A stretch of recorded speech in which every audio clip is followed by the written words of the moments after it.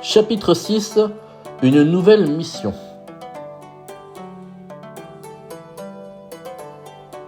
Deux ans s'écoulèrent depuis l'attaque de Grindelwolf contre Villers. Les Griffons, si nombreux, étaient pour la plupart retournés chez eux. Val du Bailly, Vinsart et Benarvel vécurent sereinement au palais de Wavrin. Jules Apéro, de son côté, était retourné chez son père, à l'extérieur de la ville. Durant cette période, Bruno, l'épicier, ruminait son quotidien routinier. L'enquête qu'il avait menée avec les aventuriers fut un véritable déclic pour lui, qui ne rêvait plus que d'aventure. Alors il s'entraîna au combat avec la Rivdenwald qu'il avait gardé en souvenir. Tous les matins, avant de travailler, il courait dans les rues pour soigner son endurance. Et pendant son temps libre, il s'instruisait à la bibliothèque pour en apprendre davantage sur le monde qu'il ne connaissait pas. En ce jour, Bruno se sentait définitivement prêt. La veille, il avait annoncé à sa femme qu'il lui confiait les clés de la boutique et qu'il partait pour une nouvelle vie. Sauf que ce matin-là, il se retrouva dehors avec son petit sac d'affaires sans vraiment savoir ce qu'il devait réaliser précisément. Puis il se souvint qu'il existait un tableau des requêtes à l'entrée de la ville. Ce tableau permettait aux citoyens de déposer des annonces. Il était habituel d'y voir des missions proposées aux éventuels guerriers, des missions qui dépassaient les fonctions de la garde. Bruno estima qu'il pourrait trouver une activité qui l'aiderait à lancer sa carrière, ainsi il s'y rendit sans perdre de temps. Sur place, plusieurs parchemins étaient affichés, mais trois attirèrent son attention. Sur le premier était écrit dans une écriture plutôt élégante: Recherche âme charitable pour partir à la rescousse de mon petit animal de compagnie qui a disparu depuis des semaines. Il s'agit d'un jeune Chagri. Il s'appelle Chagri. Il est imprudent qu'il reste en liberté. S'il vous plaît, aidez-moi à le retrouver. Sur la deuxième annonce, il pouvait lire: Cela fait des jours que j'attends une cargaison d'armes en provenance de Nouilles. Je suis prêt à payer en conséquence pour le ou les personnes qui me la ramèneront. Et pour finir, sur la troisième annonce, il déchiffra difficilement le message suivant: Besoin d'aide pour un déménagement à Vertecouille. Très grosse récompense à la clé. Bruno ne s'attarda pas sur la cargaison d'armes en provenance de Nouilles, la ville n'étant pas tout proche. Il hésita alors entre le chat et le déménagement et finit par prendre les coordonnées de cette dernière annonce, simplement attiré par la très grosse récompense à la clé. Puis Bruno réfléchit un instant. Partir à l'aventure était peut-être dangereux s'il restait seul. Il valait mieux pour lui de s'entourer de quelques personnes expérimentées, quitte à partager le butin. Et il pensa irrémédiablement à ses complices de l'enquête contre Grindelwolf, à savoir Jules, Benarvel, Vinsart et Val. S'il ne les côtoyait pas vraiment, il lui arrivait de les croiser et de discuter avec eux, notamment lorsqu'il passait par le marché. Il était persuadé de pouvoir les convaincre de les entraîner avec lui, mais avant toute chose, il fallait les trouver. Sa réflexion le poussa à se rendre au palais et à se renseigner auprès du comte Wavrin. Ce dernier, qui était plutôt disponible, accueillit rapidement l'apprenti aventurier. Après les salutations de courtoisie, Wavrin lui demanda hâtivement l'objet de sa venue. « Eh bien c'est simple, commença Bruno. Je vais m'engager dans une mission, mais je ne veux pas être seul. J'aimerais que les héros de Villers m'accompagnent. » « Vous parlez des aventuriers qui ont neutralisé Grindelwolf ? Oui, enfin, j'en faisais partie aussi, hein. Eh bien, ils ne sont pas d'ici. Vinsart devrait être à la taverne. Val du Bailly passe ses journées à s'entraîner. Quant à Benarvel, il semble ne plus se défaire de la compagnie de Cynthia. Cynthia ? La bibliothécaire, oui. Et Jules Apéro ? Ah, celui-ci est retourné chez lui à la ferme de son père. Sur ces mots, Bruno prit congé. Il devait retrouver les aventuriers à l'exception de Jules qui n'était pas en ville. Il rendit visite tout d'abord aux chevaliers au camp d'entraînement situé à quelques pas du palais. Sur place, il trouva rapidement Val du Bailly en pleine séance de musculation. « Salutations, chevalier. Ah, le stagiaire. Comment vas-tu ? Oui, ça va. Je m'appelle Bruno. Bah bien sûr. Alors, qu'est-ce qui t'amène ? Tu es venu t'entraîner avec moi ? Écoute, j'ai une mission pour toi. Il y a une très grosse récompense qui nous attend. Et tu n'as pas plus d'infos à me donner ? Écoute, c'est un message très discret, très secret. Ça parle d'emménagement. Donc, Et c'est quoi ma récompense ? Ta récompense ? Bah oui. Je n'en sais pas plus, il faut se rendre au rendez-vous. Ok, bon, je viens. Bruno n'eut aucun mal à séduire Val, mais il allait maintenant devoir convaincre Benarvel, ce qui allait être une autre histoire. Il se rendit à la bibliothèque et retrouva l'elfe mage seul. « Salut Benarvel, comment vas-tu ? Ça se passe bien avec Cynthia ? Qu'est-ce que tu me veux ? En fait, je voudrais te proposer une mission. Val sera avec nous. » Le chevalier venait justement d'apparaître. C'est quoi la récompense demanda Ben. Bah justement, je ne sais pas. Il faut que nous nous rendions au rendez-vous. Et combien tu me payes pour aller à ce rendez-vous? Bruno, stupéfait, ne répondit pas sur le moment. C'est finalement Val du Bailli qui persuada Ben Arvel de les rejoindre, usant de « Allez Ben, viens avec nous, bordel !» Puis ils se rendirent tous les trois à la taverne du Chaquitous afin de retrouver Vinsart. « Et qu'est-ce qu'il faut déménager au juste? Parce qu'il est bien gentil ton pote, mais s'il faut porter des gros objets ?» s'inquiéta le nain. « C'est sa femme qu'il faut déménager, plaisanta Val. »« Non, mais c'est chiant que l'on n'ait pas plus de précision, continua Vinsart. »« Écoute petit, répondit Bruno, si tu ne te sens pas capable, tu peux rester là. » Vinsart fut surpris et quelque peu décontenancé du ton employé par Bruno. « Eh bah, commença Val, il a pris la confiance, le stagiaire. » Finalement, Vinsart accepta également de suivre le groupe, et ensemble, ils se rendirent auprès du commanditaire de la mission. Après les présentations et quelques échanges de politesse, l'homme précisa le motif de sa requête. « Mon fils est installé à Vertecouille pour vivre avec son épouse, mais il ne supporte plus sa belle famille. Du coup, il souhaite revenir, mais il a besoin d'aide pour convaincre sa femme de le laisser partir. Si vous acceptez, je vous paierai 2000 pièces d'or. »« Ah ouais !» s'exclama Ben. L'homme remarqua la réaction de l'elfe. De son côté, Bruno, en bon commerçant, tenta de négocier une meilleure récompense. Mais il estima finalement que les 2000 pièces d'or étaient un prix bien trop exorbitant. Il descendit son prix à 1000 pièces d'or. Val tenta également quelques entourloupes, mais il resta intransigeant. 1000 pièces d'or ou rien. Finalement, ils acceptèrent ce prix. Après avoir pris connaissance des détails de la mission, les aventuriers se dirigèrent vers la porte principale de Villers. Les aventuriers quittèrent la ville, mais à peine quelques dizaines de mètres franchis, qu'ils croisèrent une magnifique femme au corps incroyablement mis en valeur par une robe blanche des plus somptueuses. Elle dissimula sa chevelure blonde sous une capuche, mais elle ne pouvait masquer son imposant sceptre magique. Ben Arvel et Val du Bailli la reconnurent. Il s'agissait d'Emmanuelle, la professeure qui officiait à l'université de Chiquita, celle-là même qu'ils avaient enfermée en prison après que les aventuriers lui eurent volé son grimoire. Elle était escortée d'une centaine de soldats de Ventreville et de plusieurs mages de l'université de Chiquita. Elle reconnut immédiatement les aventuriers, à l'exception de Bruno. « Les voleurs! Ce sont eux! Attrapez-les !» Une dizaine de soldats accoururent en direction des aventuriers qui prirent la fuite en regagnant Villers. « Il faut retourner au palais !» hurla Val du Bailli. « Wavrin pourra plaider pour notre cause !»« Bonne idée !» déclara Ben. Mais alors qu'ils franchirent la porte principale, Emmanuel lança un puissant sort de foudre au beau milieu de la rue. Un immense éclair foudroya le sol. Cela provoqua un immense nuage de poussière qui aveugla toute la zone. Les passants prirent peur. Certains s'enfuirent, les chevaux s'affolèrent, des charrettes se percutèrent. Dans tout ce chaos, les 4 aventuriers parvinrent à se faufiler discrètement dans une habitation toute proche. Dissimulés par les fenêtres, ils observèrent la panique de dehors. Les soldats et les mages investirent les lieux, à la recherche de leur cible, sans succès. Puis ce fut au tour d'Emmanuelle d'apparaître. Cette dernière jeta un rapide coup d'œil tout autour d'elle, mais comme ses soldats, elle n'aperçut aucune trace des aventuriers qui, eux, continuaient de l'observer bien à l'abri. Quand soudain... « Bonjour! Vous êtes venus m'acheter des armes ?» Ils ne s'en étaient pas rendus compte, mais les aventuriers s'étaient faufilés dans une armurerie. Puisqu'ils devaient prendre leur mal en patience, ils en profitèrent pour faire quelques emplettes. Ainsi, Bruno et Val s'achetèrent des arbalètes, quand Vinsart troqua son arc court pour un arc plus long.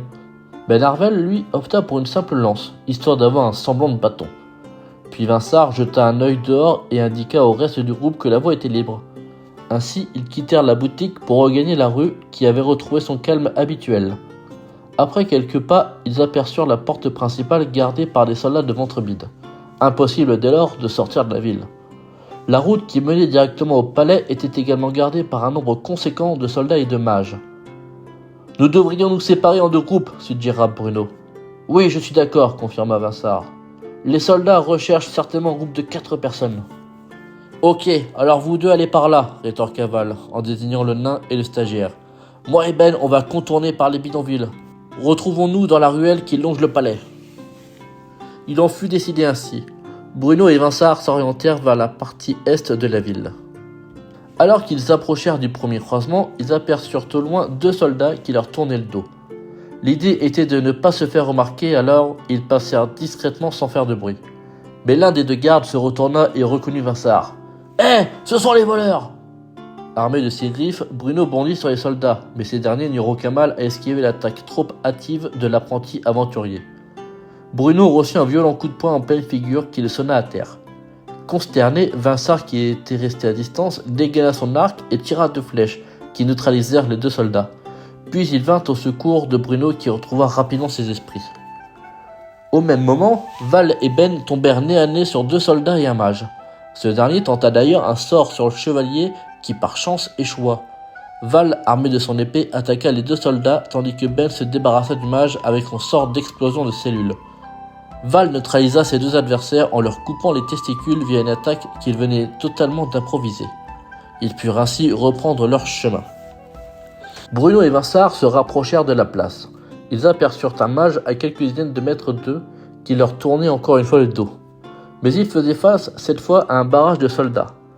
Vinsart et Bruno estimèrent trop dangereux de l'attaquer au risque d'être repérés. Ils songèrent à l'instant à l'attirer vers eux pour le dépouiller, mais ils firent le choix de la raison, celui de poursuivre leur chemin discrètement. Val et Ben atteignirent les bidonvilles, qui étaient étrangement calmes. Après quelques minutes, ils tombèrent sur un Skaven. Ce dernier s'attaqua aux aventuriers en hurlant « Yeah !» Extrêmement serein, Benarvel lui intima l'ordre de rester à distance. Le Skaven s'exécuta. « Viens avec nous !» commença l'elfe. « On a besoin d'un nouveau stagiaire !» Le Skaven, abasourdi par une telle proposition, fondit soudainement en larmes. « Oh, putain, j'en ai rêvé tellement. Oh, merci, merci, merci, merci, merci. » Et c'est ainsi qu'une nouvelle recrue intègre le groupe. Vinsart et Bruno, quant à eux, atteignirent le théâtre, où ils y découvrirent des échauffourées entre les soldats de Ventrevide et les gardes de Villers. Ces derniers n'appréciaient pas beaucoup que ces étrangers s'en prennent aux héros de la ville. Tandis qu'ils observèrent la scène de loin en attendant le dénouement, Val et Ben continuaient leur progression dans le bidonville. Ils firent face cette fois à 3 Skaven. Afin de limiter les dégâts par une attaque frontale, Val tenta une diversion en les amadouant avec un reste de poulet rôti qu'il traînait dans sa besace. Il jeta le poulet à quelques mètres. Les Skaven se laissèrent duper par l'odeur alléchante. Tandis que les créatures dévorèrent le repas, Val leur trancha la tête d'un violent coup d'épée. L'un d'eux échappa toutefois à la sentence, mais ne profita pas du répit puisque Benarvel lui asséna une flèche en pleine tête. « Je ne pensais pas qu'il se laisserait berner par du poulet rôti, » s'étonna Belle. « C'est parce qu'il est bien conservé, » répondit Val. Le chevalier et l'elfe mage repartirent. Du côté du théâtre, la bataille entre soldats et gardes touchait à sa fin. Les soldats de Ventrevide, en surnombre, en sortirent vainqueurs. Face à tant d'ennemis, la discrétion était bientôt risquée. Alors, Vinsart et Bruno tentèrent un coup de bluff. Ils s'approchèrent. Le nain prit la parole. « Il y a du foutoir à l'entrée de la ville. Vous devriez aller voir. »« Du foutoir ? Comment ça ?»« Ce sont les aventuriers, » reprit Bruno. « On les a vus se diriger vers les bidonvilles. Un mage et un chevalier. »« Vous êtes sûr ?»« Oui, oui, » répondit cette fois Vinsart. « On est sûr. » Les soldats, qui n'avaient donc pas reconnu leur cible, tombèrent dans le panneau. Ils se reformèrent et filèrent vers les bidonvilles, là où se trouvaient effectivement le mage et le chevalier, à savoir Benarvel et Val du Bailly. Ces derniers étaient aux prises avec une nouvelle escouade de Skaven, dirigée par un chef plus important qui déclara « Mes frères, aujourd'hui est le grand jour des Skaven. Nous allons envahir cette ville et tuer tous ceux qui s'y trouvent. Ouahahaha !» Bon, écoutez, déclara Val du Bailly, je sais que pour vous c'est difficile. Vivre dans les bidonvilles, sans manger à votre faim, c'est pourquoi je vais vous donner une information primordiale. Écoutez bien, il y a un stock incroyable de poulet rôti au théâtre. Vous devriez vous y rendre au plus vite avant que d'autres ne découvrent le secret. Après une certaine réflexion, le redoutable Skaven se laissa berner et intima l'ordre à ses soldats de se rendre immédiatement au théâtre. Val et Ben se dirigèrent maintenant vers le ranch côtier. Ils croisèrent les 2 hommes de main de feu Frédérico, mais les ignorèrent. À l'approche du ranch, ils entendirent des gémissements. « Fermez-la !» hurla Benarvel. Les gémissements se turent. Mais, intrigués, les 2 aventuriers se dirigèrent vers la grange d'où étaient parvenus les bruits. Ils entrèrent et découvrirent la veuve de Frédérico Cotier, prise en levrette par Serle Lapéro, qui lui couvrait la bouche dans sa main pour étouffer les gémissements. Puis, les amants stoppèrent leurs ébats dès qu'ils aperçurent un Benarvel et un Val très gênés par la situation. Vous avez besoin d'un coup de main ?» demanda Val. Surpris par cette demande, Serle bégaya quelques mots incompréhensibles tandis que la veuve déclara « Oh, oui, venez, venez !»« Ah bah, formidable !» Val tomba à l'armure. Ben Harvel, légèrement dépassé par les événements, se laissa convaincre par ce gangbang improvisé. Tout cela sous les yeux du Skaven asservi qui attendait les ordres. Vinsart et Bruno continuaient leur chemin. Ils avaient par 2 fois dû se résoudre à de nouveaux détours puisque des barrages installés un peu partout dans la ville les empêchaient de se rendre au palais. Alors qu'ils se trouvaient maintenant dans une rue plutôt bien fréquentée, ils furent clairement stoppés par un bobo écolo barbu qui tenait dans ses mains un calepin, quelques parchemins et une plume. « Salut !» dit-il avec un enthousiasme effrayant. « Vous avez 2 minutes pour un sondage ?»« Pouah !» lâcha Vinsart. « Moi je pense qu'il faut être sympa avec les gens, déclara Bruno auprès de son camarade. On devrait répondre au sondage. Ouais, bon d'accord. Et sur quoi le sondage ? Alors en fait, c'est un sondage sur les jeux de rôle, répondit le barbu. Il y a 10 questions. Ok. Alors question numéro 1. Connaissez-vous les jeux de rôle ? Oui, non, ne se prononce pas. Bah oui. Question numéro 2. Que pensez-vous des jeux de rôle ? Oui, non, ne se prononce pas. Que pensons-nous des jeux de rôle ? Oui. Oui, bah oui, confirma Bruno. Question numéro 3. Pensez-vous qu'un jeu de rôle puisse être un jeu drôle ? Oui, oui. Très bien. Question numéro 4. Quel est votre objectif lorsque vous jouez à un jeu de rôle ? Oui, affirma Vinsart. Question numéro 5. Appréciez-vous la compagnie des autres joueurs ? Non, déclara Vinsart. Oh bah écoutez, reprit Bruno, ouais, enfin, ça dépend qui. Question numéro 6. Quel nom donneriez-vous à vos enfants si vous aviez un garçon et une fille ? Je les appellerais Covido et Covida, affirma toujours Bruno. Moi, je les appellerais très tendres et très tristes, répondit Vinsart. Question numéro 7. Sur une échelle de 1 à 10, quelle note donneriez-vous au narrateur ? Oula, commença Bruno. Il n'y a pas -1 ? On met quoi, Vinsart ? On met 10 et on divise par 2 ? Bah, ça dépend si on a des pièces d'or à la fin. Bon, allez, on met 10. Question numéro 8. Aimeriez-vous être le narrateur ? Si oui, pourquoi ? Quelles aventures aimeriez-vous raconter ? Oh, c'est trop long, souffla Bruno. Je préfère dire non. Quel genre d'aventure ? Réfléchit Vinsart. Bah déjà un truc plus moderne, à base de virus, de crise sanitaire, puis des armes qui puissent lancer autre chose que des flèches, avec des agents secrets, ce genre de choses en gros. Et question numéro 9. Qu'est-ce que vous aimeriez changer dans cette aventure ? Je ne sais pas, dit Vinsart, tandis que Bruno resta muet. Question numéro 10. Pensez-vous que le Paris Saint-Germain remportera un jour la Ligue des Champions ? Non, déclara Vinsart. Bah écoutez, dit Bruno, non. Eh ben merci de votre temps, les gars, en vous souhaitant une bonne journée. Le bobo écolo barbu s'éloigna pour, de suite, alpaguer un autre passant. Vinsart et Bruno reprirent leur route. Un peu plus loin, ils retombèrent sur le groupe de soldats qu'ils avaient envoyés au bidonville, en plein combat contre les Skaven. En l'occurrence, il ne restait plus que 2 soldats face à 3 Skaven, dont leur chef.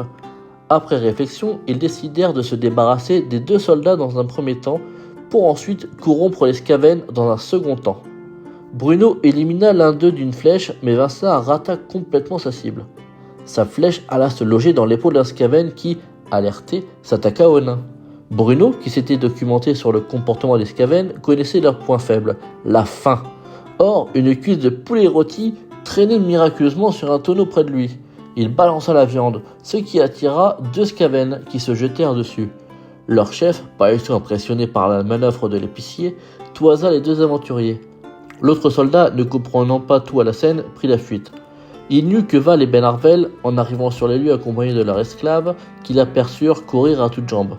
Val et Ben reconnurent ensuite le chef des Skaven, celui-là même qu'ils avaient envoyé balader du côté du théâtre. « Tiens, mais ce ne serait pas Vinsart et le stagiaire en train de se battre avec notre ami ?»« Exactement, répondit Ben. À 2 contre 1, ce n'est pas très fair-play. On devrait envoyer notre esclave pour équilibrer le combat. Tandis que l'esclave de Beneval se rapprocha du combat, Vinsart tenta de convaincre le chef Skaven de son innocence. « Voilà, c'est pas moi !» Incrédule, le chef Skaven déclare finalement. « Bon bah, acquitté !» Le Skaven arrivé sur place était médisé. « Ah bah il a dit voilà. Ah bah si, voilà ça marche, c'est la street. Oh JB fais pas la gueule, il a dit voilà, c'est bon !» Bruno mit fin au débat en éliminant le fameux JB et le chef Skaven d'une flèche chacun. Le calme revenu, Val et Benarvel rejoignirent leurs camarades. Sans perdre de temps, le groupe ainsi reformé se dirigea vers la ruelle qu'ils avaient désignée comme destination. Une ruelle qui longeait le palais, mais au bout, une dizaine de soldats gardaient l'entrée. « Bon, laissez-moi faire, déclara Val. Le chevalier se dirigea vers les soldats et leur déclara qu'il y avait eu pas mal de grabuge à quelques rues d'ici. Les soldats, qui avaient effectivement entendu pas mal de boucans, se laissèrent convaincre et quittèrent la surveillance de la ruelle pour découvrir l'origine de toute cette cacophonie. Ainsi, Val et les 3 autres aventuriers purent pénétrer sur la grande place de Villers, qui a mené à l'entrée du palais. Des centaines de soldats et de gardes ainsi que des mages patrouillaient, mais ils étaient tous trop loin et trop occupés à surveiller les rues adjacentes. Ils ne virent pas les aventuriers se faufiler discrètement. Quand soudain, un immense trou se forma au milieu de la place, puis des dizaines et des dizaines de Skaven en sortirent. Tous les soldats, gardes et mages furent en alerte et attaquèrent l'envahisseur. Les aventuriers, eux, jugèrent que ce combat n'était pas le leur, alors ils restèrent discrets. Mais pas suffisamment pour échapper à quelques Skaven qu'ils attaquèrent. Bruno et Vinsart tirèrent quelques flèches, mais les créatures esquivèrent. Finalement, les 4 aventuriers combattirent au corps à corps chacun des Skaven qui approchaient. Tandis que les Skaven diminuèrent en nombre, un autre débarqua, cette fois-ci plus grand, plus gros et plus imposant. « C'est Don Fuego de la mierda !» hurla un mage. Ce même mage fut découpé en 2 par la faux du roi des Skaven. Il terrassa plusieurs soldats et gardes.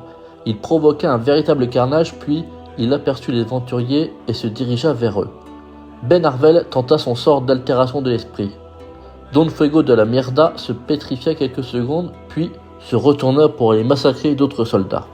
Val, qui possédait des tas de légumes sur lui, voulut jeter des navets dans la tronche du redoutable ennemi, mais ils atterrirent à quelques centimètres du pied du roi des Skaven qui ne se rendit compte de rien, tandis qu'il poursuivait son massacre sous les encouragements de Bruno. Dans l'euphorie, Vinsart jeta en l'air son bouclier qui percuta le roi des Skaven. Ce dernier, furieux, se retourna en direction du nain. Toutefois, Bruno freina sa course d'une flèche propulsée dans le ventre. Val du Bailly enchaîna avec un redoutable coup d'épée qui lui trancha le bras gauche avant que Benarvel vienne conclure de son sort d'explosion de cellules. Don Fuego de la mierda explosa d'une force que son corps gisait à peu près partout sur la place. La mort spectaculaire du roi des Skaven provoqua la fuite de ses congénères. Le calme revint très vite tandis que les soldats encore debout s'occupèrent des blessés. Tous ignorèrent les aventuriers jusqu'à ce que la porte du palais s'ouvrit. Wavrin et Emmanuel firent face à eux. « Je crois bien que vous avez des choses à me dire, » déclara le comte. « Soldats, arrêtez-les, » ordonna Emmanuel, « et conduisez-les au palais. » Entourés d'un grand nombre de soldats et face à la puissance de frappe d'Emmanuel, les aventuriers obtempérèrent. Ainsi, ils suivirent sans rechigner les 2 dirigeants jusque dans un salon privé. Là, des servantes vinrent remplir des coupes de vin et dressèrent quelques fruits. Le comte Wavrin s'installa comme un bœuf dans l'un des fauteuils, tandis qu'Emmanuel resta debout près d'une fenêtre. Les soldats qui escortaient les aventuriers furent priés de quitter les lieux. Après un petit moment silencieux, Emmanuel prit la parole. « J'ai raconté à notre ami Wavrin la nature de votre arrivée à Villers. Vous avez fui la justice !» Bruno prit la parole. « Eh bien, laissez-moi tout d'abord vous dire que le vin est excellent. Et ensuite, voilà, c'est juste ça en fait. » Après cette intervention pertinente, Emmanuel reprit. « Vous êtes responsable de la disparition de mon grimoire. Néanmoins, je sais parfaitement qu'il n'est pas en votre possession. Laissez-moi vous dire une chose. Je suis au courant de votre contrat avec Macouillasse, mais il vous a berné. Il vous a dit que je voulais créer une armée de morts-vivants. Mais à votre avis, pourquoi voulait-il pour lui ce grimoire? Cela ne vous est pas venu à l'esprit que c'était lui qui voulait gouverner le Murder? Et aujourd'hui, vous êtes là, prisonnier, trahi par l'un des vôtres. Alors laissez-nous le tabasser, déclara Val. Benarvel, qui écouta attentivement, tiqua sur un détail. L'un des nôtres? C'est qui le traite? Demanda-t-il. Macouillasse vous a trahi, mais il n'est pas le seul. nique la police également. Le plan de Macouillas était d'engager un groupe d'aventuriers suffisamment débiles pour accepter une quête aussi dangereuse que de récupérer mon grimoire. Quant à Nicolas, son objectif était également le grimoire, puis de vous assassiner par la suite, pour ne laisser aucun témoin. Mais lorsque nous vous avons arrêté, Nicolas n'a pas eu d'autre choix que de s'enfuir, et c'est Mathusalem qui l'a aidé. Des informations que je tiens de ce dernier. Nous avons capturé Mathusalem et s'il a encore du mal à parler, il nous a révélé quelques précieuses informations. Laissez-moi vous dire une chose, vous avez fait confiance aux mauvaises personnes. Et dans le fond, vous n'êtes qu'une bande de débiles qui n'a rien compris aux conséquences de vos actes. On s'en branle, répondit Ben Arvel. C'était trop long votre histoire, déclara Bruno. Et puis, reprit Ben, on est peut-être débiles, mais on a réussi à le piquer votre grimoire. Qu'est-ce que vous voulez au juste demanda Val. Emmanuel prit à nouveau quelques instants avant de répondre au chevalier.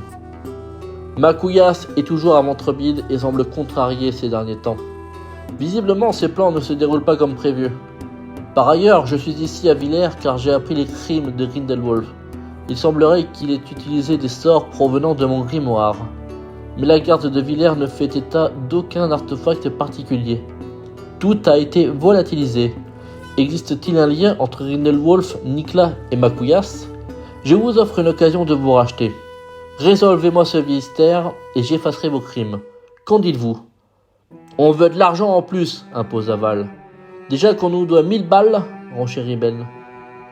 Vous pensez vraiment être en mesure de négocier quoi que ce soit? S'emporta la professeure. Évidemment, déclara Val. Bah oui, enchaîna Bruno.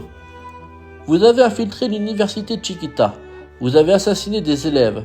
Vous avez volé un grimoire très précieux et très dangereux et massacré je ne sais combien d'innocents sur votre chemin. Personnellement, se défendit Bruno, je n'ai rien fait de tout ça. Je ne suis qu'un simple commerçant et toi tu la fermes, s'énerva Emmanuel. Déjà, vous devriez revoir votre système de sécurité de votre université, conseilla Val. Puis c'est de votre faute. Si vous nous aviez donné le grimoire directement, il n'y aurait pas eu de mort, assura Ben Arvel. Agacé par la tournure des événements, Wavrin se leva et coupa court au débat. Allons droit au but. Que réclamez-vous en échange de cette mission? Les aventuriers réfléchirent, et ce fut le chevalier Val du Bailly qui donna sa réponse au nom du groupe. C'est très simple. On veut des poulets rôtis à vie.